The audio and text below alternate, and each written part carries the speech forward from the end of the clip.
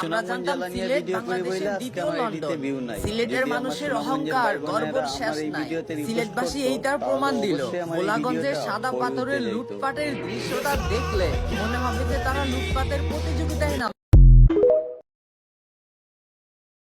আমরা জানতাম সিলেট বাংলাদেশের দ্বিতীয় লন্ডন। সিলেটের মানুষের অহংকার, গর্বের শেষ নাই। সিলেটবাসী এইটার প্রমাণ দিল।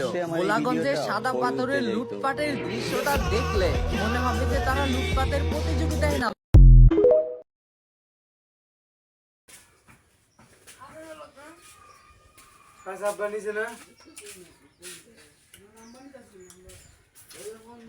না